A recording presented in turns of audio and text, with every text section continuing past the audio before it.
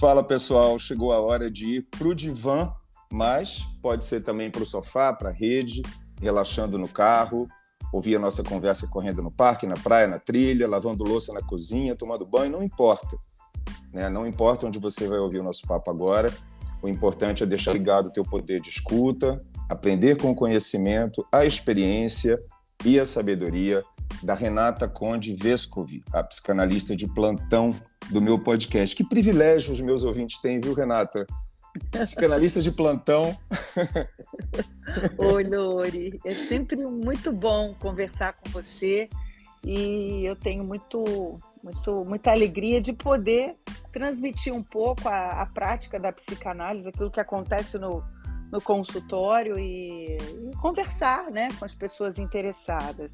Muito obrigada mais uma vez pela oportunidade. E eu que agradeço sempre. Na verdade, você nem sabe que eu faço terapia entrevistando você. Tem terapia individual, né? Tem terapia em grupo. Tem terapia presencial, tem terapia virtual. A minha é virtual e pública. Posso... Mas olha só, isso tem um limite, hein? É bom que você vá e se deite no divã. Não. Isso é uma brincadeira, né? Eu chamo de pós-verdade das terapias, né? Criaram esse termo lá atrás, né? E, enfim. Quem me acompanha aqui já sabe, mas nunca é demais repetir, a Renata é psicanalista da Escola Lacaniana de Vitória, é professora convidada da Faculdade de Direito de Vitória e é também autora e organizadora de diversos livros sobre direito e psicanálise, além de atender em seus... Os papos que a gente tem tido aqui, né, Renata, são recordes de audiência, recordes de mensagens, provocam muita discussão boa. E por quê? Né? Eu fico me perguntando. Na minha opinião, é porque você não se esquiva de nenhuma pergunta, você não faz rodeios. Quando você não sabe, você diz não sei, mas pode ser isso. Mas, principalmente, você mantém o rigor técnico. Né? Porque falar de sentimentos, de gente, todo mundo tem uma opinião, né?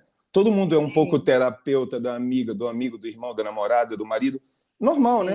A gente é gente que se relaciona com gente o dia todo, né? Mas, às vezes, a gente pensa que entende do assunto e aí é que complica um pouco a situação. Você não acha? Porque, assim, se a gente parte do princípio, sabe, Lore, que o inconsciente, fundado por Freud, descoberto por Freud, e Lacan, um psicanalista francês que, vamos dizer assim, ampliou essa descoberta do inconsciente, ele não é um baú dentro de nós que a gente vai sacando verdades, né? Assim, o inconsciente ele é uma prática de discurso, né? Ele é o fato de eu estar falando aqui, usando a linguagem, o inconsciente está aí nas entrelinhas do que a gente diz e muitas vezes a gente nem sabe que a gente sabia que a gente sabe de alguma coisa que a gente diz, a gente nem imaginava coisas que a gente pensa e que no ato de dizer aquilo surpreende, né? Então é preciso ter uma certa escuta, um treino na escuta, um exercício de escuta para escutar aquilo que às vezes uma pessoa diz, mais além do que ela está podendo dizer e podendo escutar, né? Então, por isso que não é uma coisa assim só conversar com um amigo, ele ajuda, traz um efeito bom, né, de ser acolhido, mas escutar as entrelinhas do que se diz, é preciso aí uma experiência, né, com a psicanálise, passar por um tratamento analítico com um analista que, enfim, também fez a sua própria análise, está numa formação permanente, enfim, isso é uma conversa longa sobre a formação do psicanalista, né? Sim, e para complicar ainda mais, todos nós trazemos nossos pequenos, médios, grandes traumas da época em que fomos crianças, enfim, e é esse tema que a gente traz hoje aqui, onde eu, você e todo mundo vamos poder descobrir em quais traumas nos encaixamos, se nos encaixamos em algum, se o termo é esse mesmo, trauma, e se nos identificamos. Vamos nessa? Ok, vamos lá. Vamos começar a dar nome aos bois. E começar a falar de cada um dos episódios da infância da gente, as tais feridas, não sei se merece mesmo esse nome, que podem nos levar a traumas que nos acompanharão durante toda a vida ou durante boa parte de nossas vidas adultas. Então, Renata, eu separei aqui 5 termos: rejeição, Uhum. abandono, injustiça, Ah, humilhação e traição. Eu li em uhum. vários lugares que estes são os principais sentimentos que podemos ter vivenciado na infância e que são parte importante da origem da maioria das feridas que nós Uhum. carregamos para a nossa vida adulta. E que muitos dos nossos problemas de ordem física, emocional, mental, podem vir de pelo menos um ou mais de um desses sentimentos que trazemos lá de trás. Então, Uhum. eu vou nomeando as feridas clássicas, e aí é fácil de você dar exemplos, e os nossos amigos ouvintes vão acompanhar com mais precisão. O que você acha? Vamos lá, vamos lá. Né? E sempre lembrando a todos vocês, nossos amigos ouvintes, que esse é um assunto muito sério e que pode ser aprofundado de uma maneira, sei lá, 200 mil vezes mais do que vamos pincelar aqui no nosso podcast. O nosso objetivo aqui é despertar o assunto, despertar o interesse pelo assunto, né? Bom, enfim, vamos lá. Ferida da rejeição, a tão famosa rejeição, Renata, sentimento da rejeição. Como é que ela surge dentro de nós lá na infância? Tipo, que episódios pode despertar esse sentimento dentro da gente? Ok. Lore, a gente nunca sabe quais episódios despertaram assim uma certa situação difícil, né, que todo mundo carrega, as feridas traumáticas, né. Eu acho importante lembrar, assim, que traumatizado, né, todo ser humano é, né. O fato da gente, do filho do homem, né, ele ser lançado ao campo da linguagem, ao campo da civilização, né, porque o ser humano, ele é esse que se difere dos animais, os animais já nascem prontinhos, né, com sendo orientados pelo seu instinto. O ser humano não, ele precisa de um outro que o acolha no mundo. E essa relação, ela é sempre traumática, né? E é traumática, a despeito das boas intenções, né? Vamos dizer assim, desse outro que acolhe o bebê humano no mundo, que pode ser os pais, pode ser um irmão mais velho, a despeito das boas intenções que um pai e uma mãe tenham de ser bem acolhedores para os seus filhos, né? Porque eu costumo dizer que nesse encontro entre o bebê humano e o outro, né, os pais, digamos assim, os pais são passadores de uma herança boa, digamos assim, e de uma herança, vou colocar entre aspas, mas, e transmitem afetos que eles nem sabiam que tinham dentro dele em relação ao seu filho. Por exemplo, às vezes uma mãe muito excessivamente cuidadosa ou excessivamente atenta, né, com seu filho, aparentando, assim, ser uma boa mãe, a criança pode ler nas entrelinhas, né, do que essa mãe transmite, do ato dela, uma certa rejeição, né, que pode vir pelo olhar, que pode vir pelo tom da voz.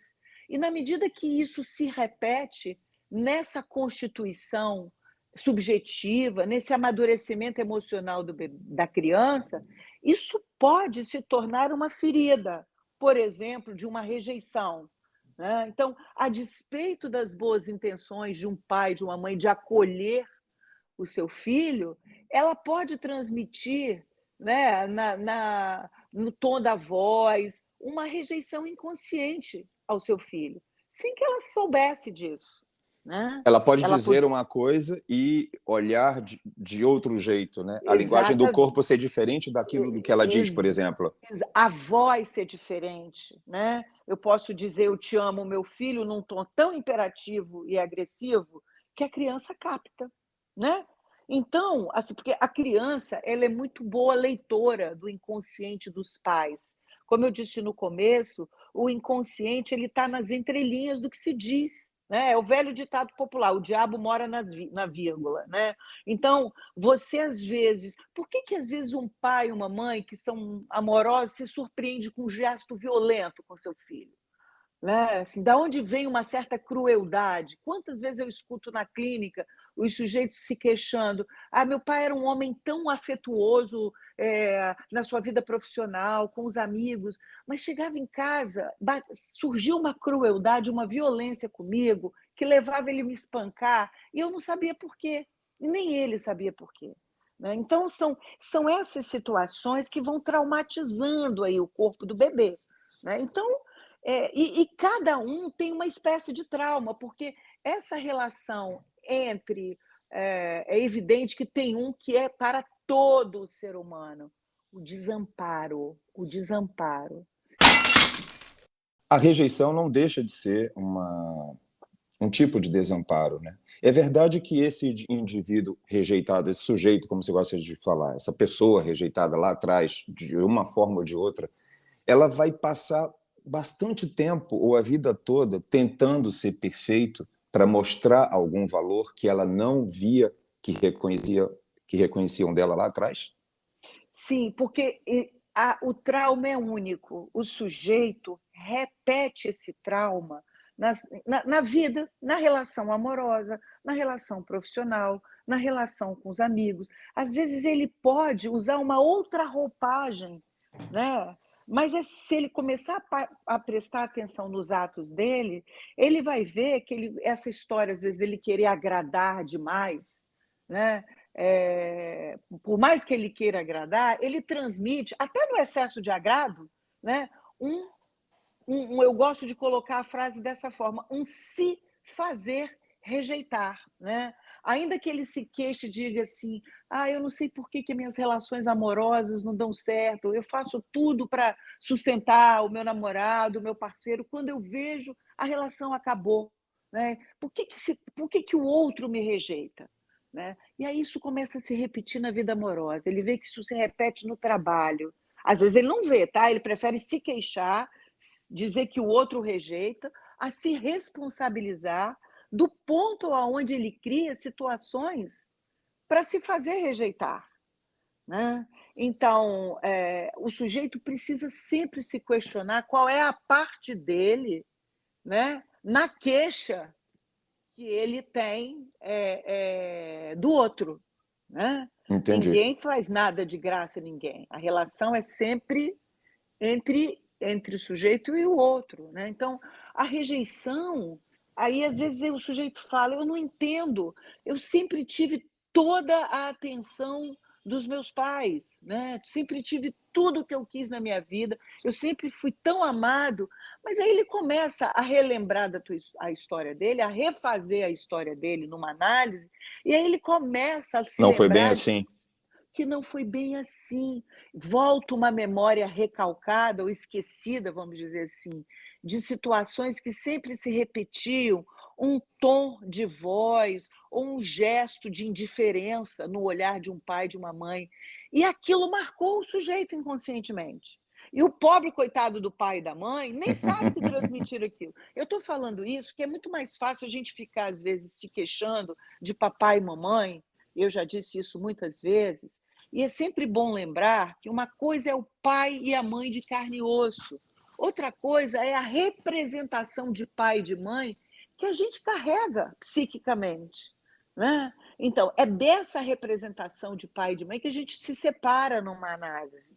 Né? E às vezes eles fizeram, em nome do bem, produziram mal. Né? E a gente tem que se haver com isso, de se separar, de se lembrar, como diz Renato Russo, né, que nossos pais são crianças como nós, né? O que você vai ser quando você crescer, não é assim a música? Sim, Os nossos exatamente. pais são crianças como nós. Então, e a criança, uma outra coisa que é importante dizer, o bebê humano, ele interage, tem ele também ali interagindo. Né? Eu estou falando isso até para quebrar um pouco essa ideia de um determinismo das feridas traumáticas, porque está tudo lá no inconsciente, eu vou chegar lá, vou encontrar a origem do meu sofrimento. Gente, a vida é um quebra-cabeça. né? Tem os pais, tem a criança que reage àquilo que os pais transmitem, ela capta de um jeito. É uma rede simbólica, é quase que uma bricolagem simbólica. Sim. E a criança capta coisas que a gente nem imagina e vai construir uma neurose, um trauma, um sofrimento, né? O sujeito tem que tratar de se separar disso e parar de culpar o outro, né? Agora, eu estou falando, Loure, se você quiser me Não, perguntar, eu vou me não, empolgar. não, eu tenho 1000 perguntas, mas termine o seu raciocínio. Né? Agora, tem situações assim de traumas que são reais, porque esses traumas que a gente está conversando, eu me vejo rejeitado, ou eu me acho na vida, eu quero sempre ser o mais bacana do pedaço na relação com o outro, e não suporto, às vezes, um desvio de olhar, e às vezes o sujeito deprime com isso, de tão difícil que é para ele. Né? Um abandono, uma mãe que passou, por exemplo, por uma situação depressiva na primeira infância do bebê, pode marcar naquela criança um certo desamparo e o sujeito fazer um quadro depressivo. Isso são situações que estão mais no campo, vamos dizer assim, das representações. É como o sujeito capturou, né, uma situação, uma dada situação traumática que os pais transmitem sem saber. É verdade que uma rejeição lá atrás, ela pode ser também uma motivação poderosa para aquele adulto dizer assim, eu vou provar que vão gostar de mim de qualquer jeito, mas por um lado bom, por eu ser uma pessoa melhor ou por ser um profissional brilhante, etc, etc. Isso pode ser uma verdade? Pode, pode. E às vezes eu costumo dizer que o sofrimento, ele instrui, ele ensina.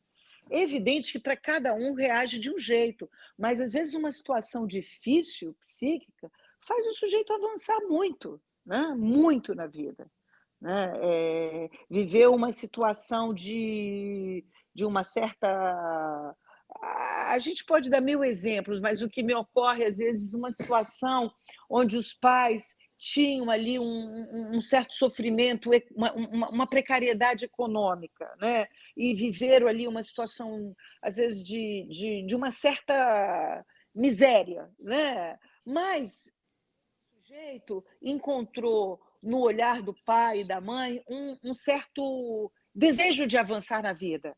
Né? Então, aquele sujeito, mesmo tendo sido marcado por uma miséria, ele faz do limão dele uma boa limonada. Né? Isso é muito surpreendente, porque a gente nunca sabe como é que os filhos captam as situações difíceis. Né? Mas é muito comum também. Eu costumo dizer que aqueles filhos que, mesmo tenham sofrido situações traumáticas, mas foram, em alguma medida, nutridos, né, de afetos, de palavras dos pais, mesmo tendo sido marcado por uma miséria, eles têm mais recursos simbólicos, psíquicos, né? Então fazem mais fácil de um limão uma limonada. Né? Perfeito. Outros não, sofrem o trauma, às vezes vivem situações de silêncio, de empobrecimento psíquico, simbólico. Eu não sei se eu estou me fazendo claro quando eu Sim. falo de empobrecimento simbólico. Às vezes, pais muito silenciosos, muito calados, né? Que não conversam com seus filhos. Então, os sujeitos tendem, às vezes, a ficar muito aderidos a um sofrimento psíquico. Né? Por isso que eu costumo dizer que a maior miséria não é nem a miséria social e econômica, é a miséria psíquica, a miséria simbólica, né? Porque nós somos nutridos de palavras, de linguagem, a gente precisa disso. Né? E precisa de uma outra coisa também, Loure, é sempre importante lembrar, precisa de uma certa dose de desamparo. Né? Uhum. Precisa de uma certa dose de desamparo. Para quê? Para a gente aprender a se virar no mundo. Mas um Né? desamparo que não chega perto do que a gente chama de abandono, né? Porque existe Não, porque isso. a desamparo é uma coisa, abandono é outra, né? Abandono é a pessoa assim, Exatamente, ela não se sente alimentada afetivamente, né? E aí exatamente, ela se torna facilmente vítima das situações, buscando ganhar a atenção do outro, né? E depende isso, demais da opinião dos outros, né? Essa eu acho que é meio a exatamente. síndrome de que tem a síndrome do abandono. Exato, bem colocado, é muito importante fazer essa distinção. né? Abandono é uma precariedade emocional muito grande. Desamparo é você se virar quando você não tem o outro por perto. Você vai ter que dar seus pulos na vida. Isso é importante. Então, a criança que é excessivamente nutrida de tudo, né?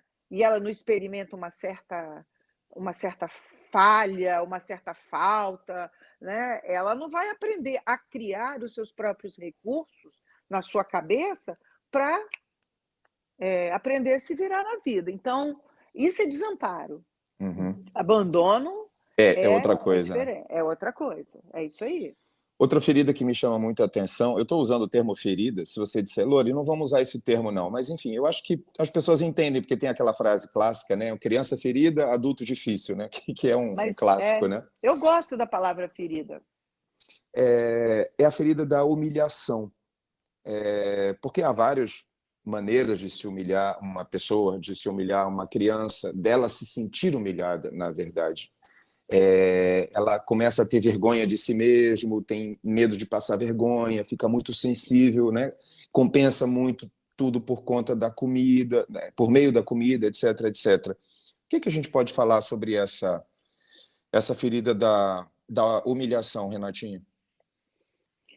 Pois é, quando a gente usa a palavra humilhação, É né, forte, né? é forte e ela é quase que uma situação aonde a criança ela fica aderida àquela injúria, né, porque a humilhação lembra muito da injúria, assim, né, o sujeito é tratado como o resto, quase que como, né, como coisa, né. O bullying é uma humilhação, ou não? O Ok, bullying ok. né,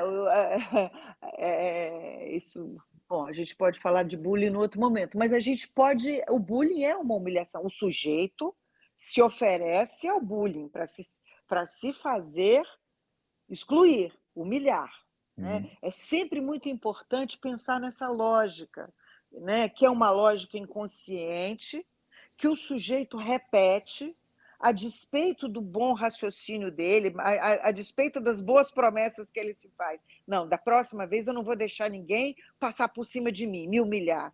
E quando ele vê, inconscientemente, ele repete isso, né. Por isso que a Mas ele análise, repete o quê? ele repete o se fazer humilhar. Como é isso? Isso eu não entendi. Porque isso aí parece, eu entendendo como leigo aqui, estou imaginando assim, a pessoa é culpada por ela sofrer o bullying? Ela é responsável por ela sofrer o bullying. Ah, é? Claro, e aí isso dá pano para manga, tá, Lore? Não, Porque se beleza, isso você a gente fala em outro podcast, mas só explica essa partezinha aí, porque eu fiquei meio impressionado. tá, veja só, um bullying, né, não acontece com um garotinho na escola, com uma criança na escola, ao acaso, né? Ele, em algum ponto, ele se oferece para ser aquele que vai ser humilhado. Se você começa a fazer uma pesquisa mais atenta na história daquela criança, ela às vezes tem um histórico de numa outra escola ter passado por bullying, na relação com os primos, né? E às vezes são sujeitos que trazem na sua constituição mais primitiva, uma situação, uma ferida de humilhação. Em algum ponto, esses sujeitos viveram alguma experiência na relação com os pais que tem uma humilhação ali, né? Não necessariamente aqueles pais foram eh, humilha Humilhadores, né? Na humilhadores. voz ativa, no caso. Exatamente, mas violentos, às vezes, na forma de lidar, né, violentos com certas palavras, que deixam, às vezes as palavras, de injúria, né, elas são muito fortes, porque é como dissesse assim para o sujeito: "Você só é isto, essa merda", me desculpe o palavrão, esse menino bobão, seu chorão, você não serve para nada, olha aí que porcaria que você não serve para nada, né. Então isso são palavras que tiram do sujeito até a possibilidade dele dialogar, dele se defender. Ele, E, você é isso e nada mais. e essa pessoa certamente vai ter problemas em confiar nas suas próprias potencialidades. De confiar nas suas potencialidades e, às vezes, repetir. Eu estou marcando muito isso, sabe, Louro, porque nós humanos tendemos a colocar a culpa no outro.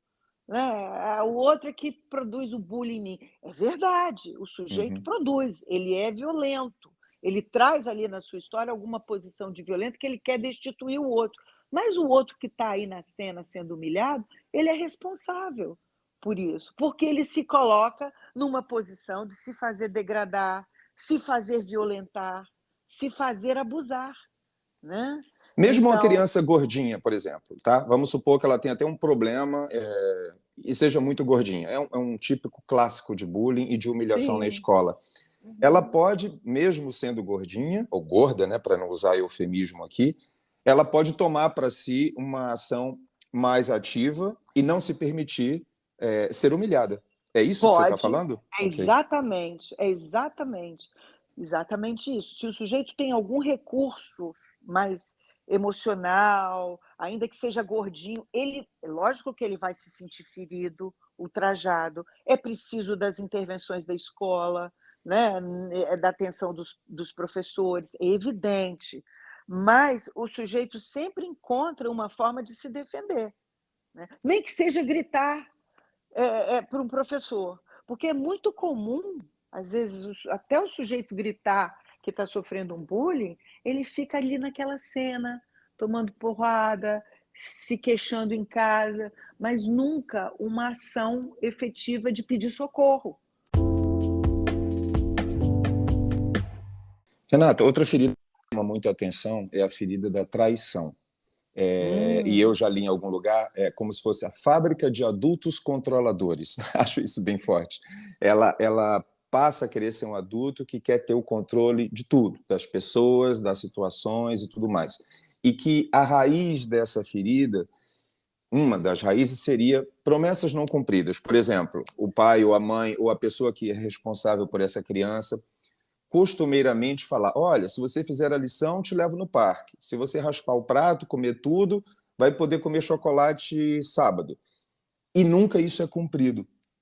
Então, é a traição, no caso. E que essa pessoa, eu estou falando como se fosse matemática, eu sei que não é, só estou pintando um quadro para você desenvolver, se tornaria uma pessoa manipuladora. Lore, você aí, ó, eu vou falar que esse tipo de análise assim, é muito causa-efeito. Sim, E quando a gente trata do ser humano, a gente nunca sabe, e o ser humano é esse que está no campo da linguagem, da voz, da linguagem, é isso que eu falei, de uma linguagem corporal também, a gente nunca sabe aonde o sujeito se sentiu traído na sua constituição psíquica. Pode ser por essas razões que você elencou aí? Pode, mas pode ser por outros também, né? Porque ele sempre teve tudo a tempo e a hora, né? E todas as promessas dos pais foram cumpridas, né? Que ele foi tão encharcado de certezas na sua vida que qualquer olhar diferente do outro ou qualquer silêncio do outro pode ser sinônimo paranoico de traição, né? Então, assim, essas marcas originárias a gente nunca sabe como é que a criança aprendeu, né? Assim, eu estou dizendo assim, um sintoma que aparece lá na frente não necessariamente tem a ver com o fato de que os pais prometeram e não cumpriram. Pode ser? Até pode, né?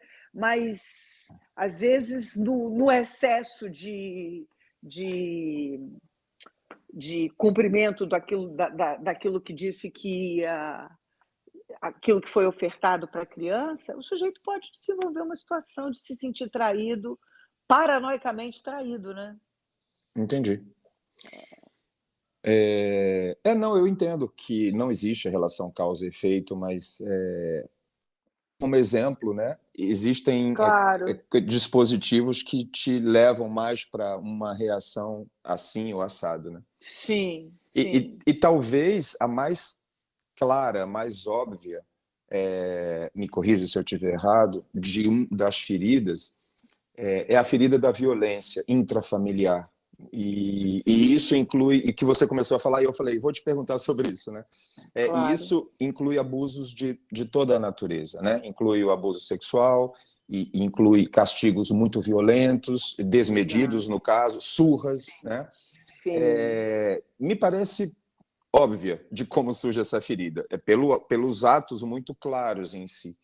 A pergunta que eu faço, que tipo de dificuldade, já que esse é um tipo de ferida tão grande e tão sim. visível, que tipo de dificuldade uma pessoa que foi violentada, não no sentido somente sexual, mas no sentido físico, no sentido de violência mesmo, ela provoca? Eu sei que são muitos, mas eu acho que a gente tem muito para falar sobre esse tipo de Sim, ferida, né, Renata? sim, sim, sim. Essas, eu vou dizer assim, são as feridas da certeza, né, porque aquelas que a gente conversava antes, Loura, como pode ser que isso nem tenha acontecido, uma situação traumática, nem tenha acontecido para aquele sujeito, mas ele leu, ele representou daquela forma, né, essas feridas que a gente se referia lá atrás, o sujeito tem mais possibilidade de falar, de elaborar, né, de não ter tanta certeza disso, de duvidar. Será que foi assim mesmo que aconteceu comigo? Uhum.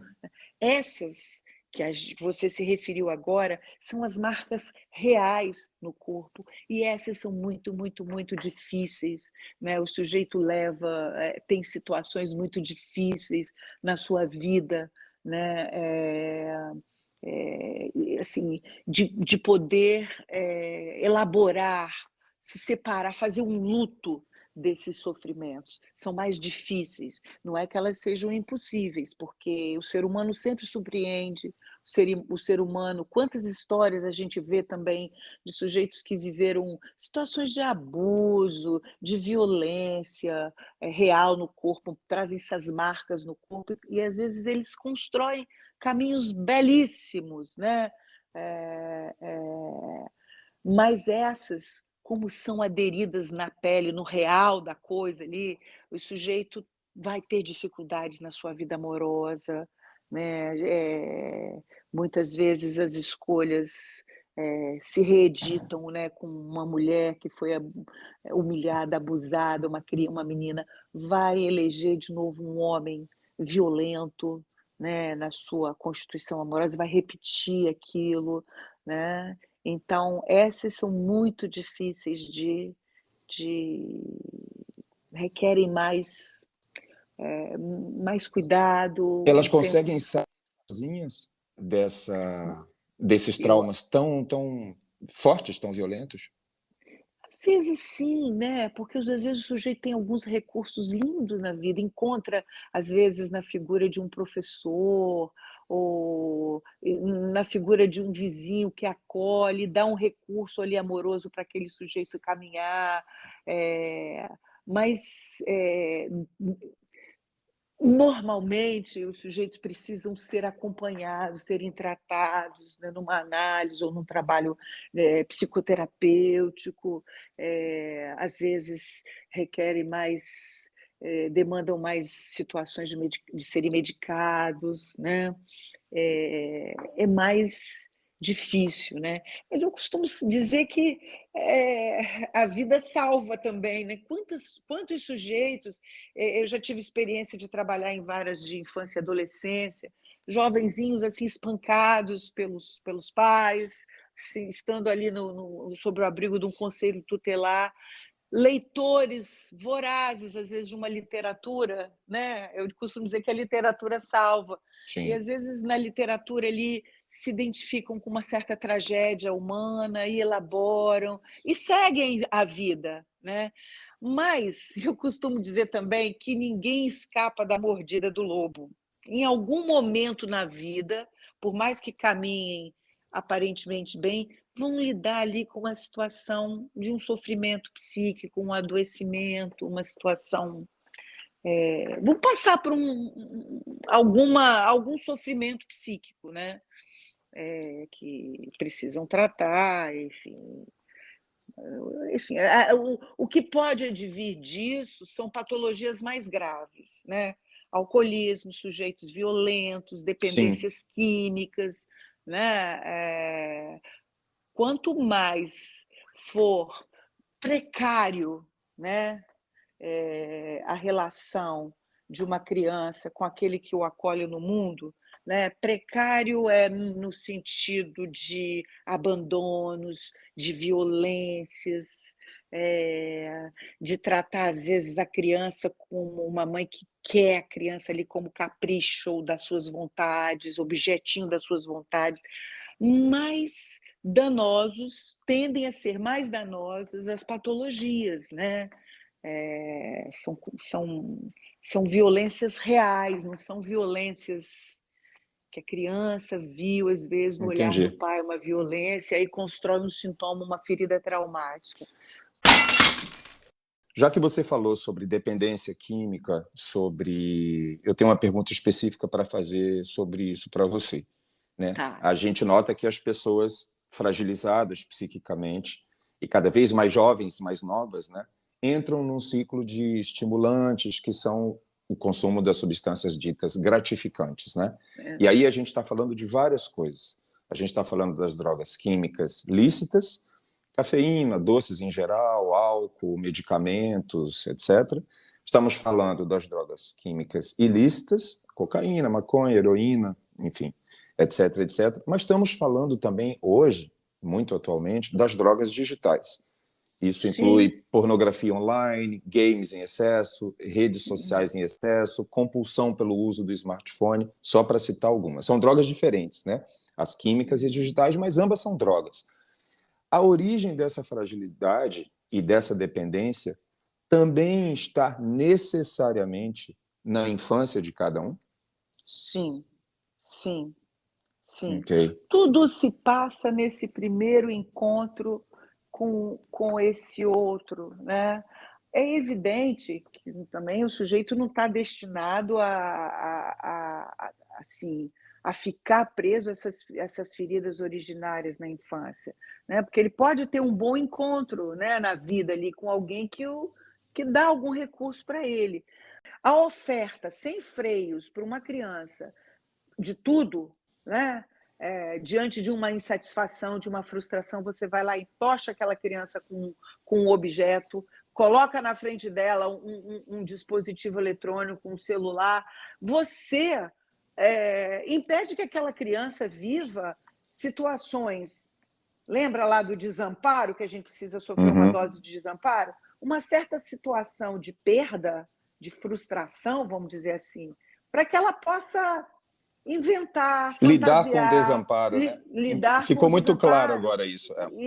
e aprender e inventar uma saída para viver. Né? Então, o Freud dizia uma coisa interessante: o dependente químico ele quer romper esse desamparo a qualquer preço, é como se quisesse voltar para o útero materno, por um tempo impossível de retornar. Né? Perfeito. Ele quer romper, o Freud dizia assim, a dependência química é uma tentativa de romper a lei da castração. Né? O que é a lei da castração? É a lei que nos humaniza, que diz para o filho do homem assim, olha, nem tudo na vida é possível, você vai ter que lidar com uma perda para aprender a pensar, a entrar na linguagem, para respeitar as leis civilizatórias. Então, o dependente químico, pegando aí ele como exemplo, ele vai sem freios, ele quer o tempo todo obturar com o objeto droga, seja ele qual for, esse vazio, essa angústia de existir. Ok, bom, enfim, mais do que falar do que um trauma da infância, propriamente dito, agora, eu tenho uma curiosidade para te perguntar. A maioria dos pais dirige comentários como esse aos filhos. Ela é tão boazinha, ou então, nossa, que menino mais chorão, ou então, como é possível alguém tão pequeno já ser tão teimosa, tão teimoso desse jeito? que garoto inteligente, esse vai longe, tá lá. No primeiro momento, essas observações parecem inofensivas, algumas, inclusive, soam até, como dizer, carinhosas, né? Mas aos ouvidos infantis, e você falou sobre isso já, o que a percepção às vezes é diferente do que é dito, né? Aos Claro. ouvidos infantis, a gente sabe que elas têm o poder de uma sentença, às vezes, porque são Uhum. repetidas à exaustão Uhum. e podem podar potenciais futuros. Isso é Uhum. mimimi ou o que você acha disso? Não, isso pode sim acontecer, né. É como eu falei, assim, é como a criança capta e como o pai diz, os pais dizem. Às vezes a repetição, a exaustão, não é nem tanto o problema, mas é o tom da voz, né. Às vezes no tom da voz, você transmite uma agressividade tão grande que você fixa a criança naquele sentido, né. Ou você passa um elogio na criança com um certo tom de, ai, como eu diria, assim, é porque a gente sempre tende a achar que os pais são maravilhosos e são bons, e eles são, mas às vezes eles passam a doença psíquica dele, né, passam às vezes, assim, uma fala elogiosa para a criança, mas a criança percebe uma certa dose de cinismo, né, uma certa dose de inveja, por exemplo, de uma mãe para um filho. Como pode uma mãe invejar uma filha, né? Como pode um pai invejar uma criança? E às vezes passa isso. Ok. Então, eu gosto sempre de lembrar que o tom das palavras, eles são mais traumatizantes, né, Do que o que é do dito que o que propriamente é dito. dito, porque o que é dito você pode ficar assim: "Será que foi isso mesmo que eu escutei?", né. Agora o tom ele transmite, né, um olhar violento, né, então essas coisas marcam mais do que a gente imagina. Aí tem marcas traumáticas infantis. Não é à E toa que. aí Perdão, diga. não, e aí o enredo pouco importa, entendeu? Que menino desobediente, que gordinho, seja lá, porque uma mãe que às vezes fala: "Minha filha, você é linda, que corpo maravilhoso que você tem que cuidar muito bem do seu corpo". E aí ela desenvolve uma compulsão alimentar. Que diabo é isso? Né, vira bulímica. Uhum. Né? Da onde vem isso? Se a palavra dizia uma coisa, mas o gesto podia dizer outro, né? E Ou as essa criança, atitudes laterais, né? exatamente, ou essa criança para se livrar desse olhar dessa mãe que endeusava tanto o corpo dela de beleza, ela desenvolve uma bulimia, né?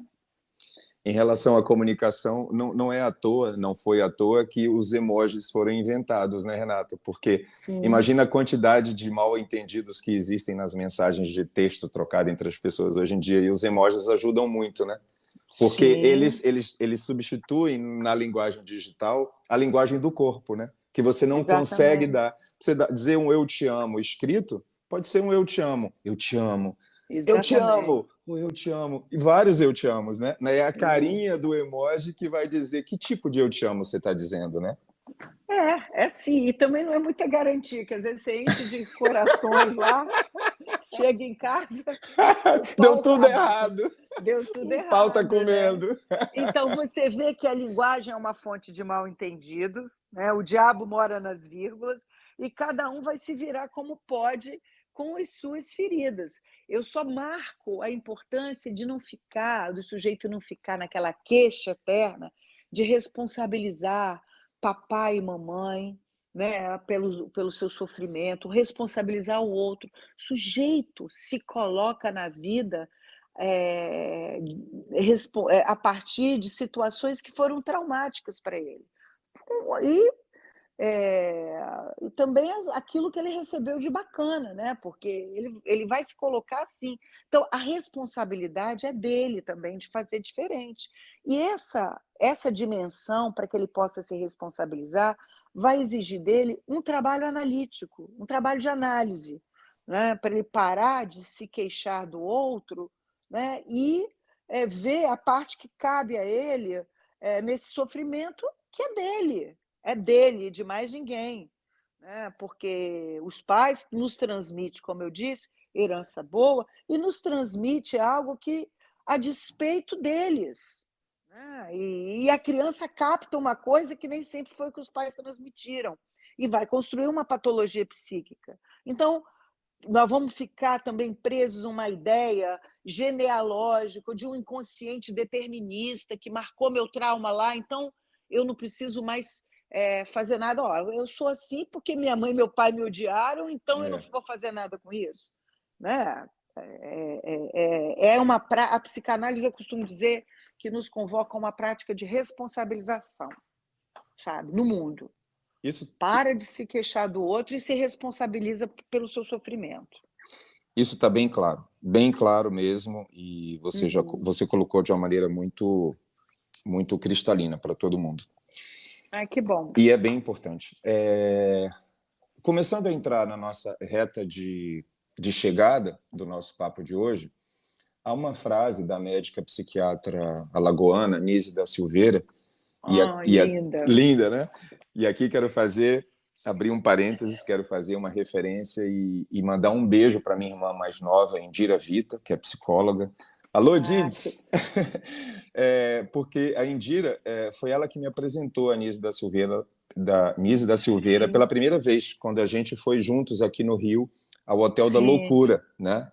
Sim. Vinculado ao Instituto Nise da Silveira, e eu serei sempre grato pela oportunidade de ter ido lá, de ter visto como as coisas se passavam lá. Enfim, tem uma frase da doutora Nise, que eu já vi que você gosta, que eu gosto muito. Nossa heroína, ela é nossa heroína agora. Até que, enfim, o Congresso... porque o nosso presidente Bolsonaro... Sim, rejeitou, né? Rejeitou a figura dela, o nome dela e a pessoa dela como nossa heroína nacional. E o Congresso... ratificou isso.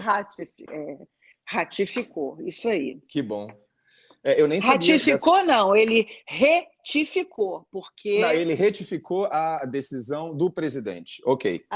Ok, isso aí. E ratificou a ideia que era deixá-la heroína. Como nossa heroína, exatamente. Perfeito. Eu nem sabia dessa segunda parte, só soube da notícia ruim, então é uma notícia que eu estou tendo agora.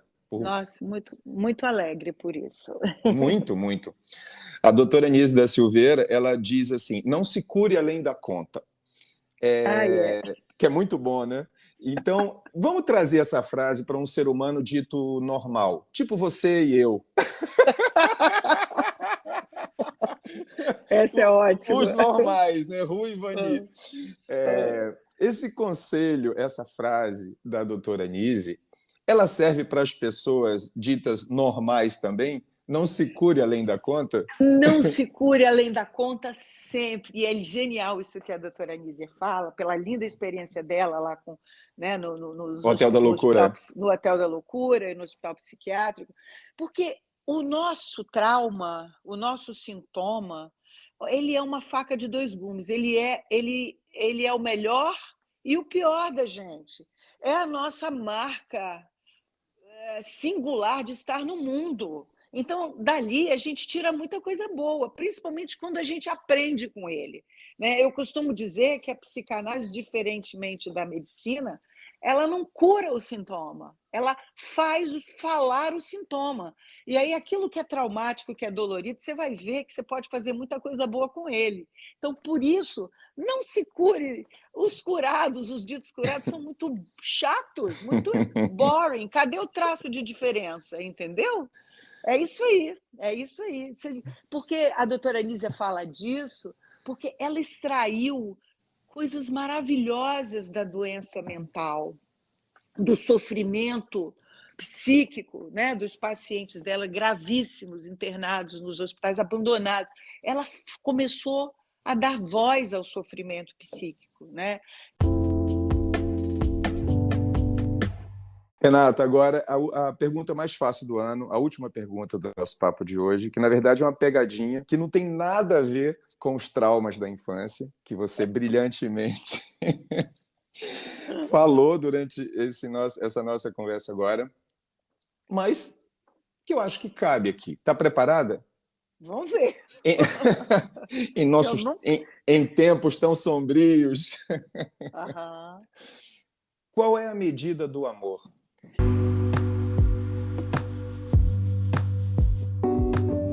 o amor é incomensurável, ele é um objeto inestimável, portanto não tem valor e não tem preço, né? Como dizer a alguém que uma simples pedrinha que o sujeito encontrou no jardim é um ato de amor imenso, né?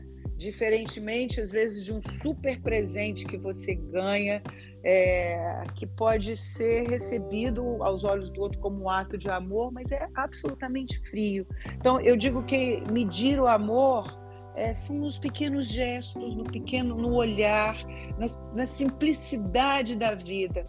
E, sobretudo, quando você chega para o outro e diz a verdade para ele. Não é aquela verdade que você vai dar um tapa na cara dele, mas você diz aquilo que ele precisa e pode escutar, né? Isso para mim é um ato de amor, porque às vezes a gente acha que amar é dizer qualquer coisa ali, eu te amo, e às vezes isso encobre, né?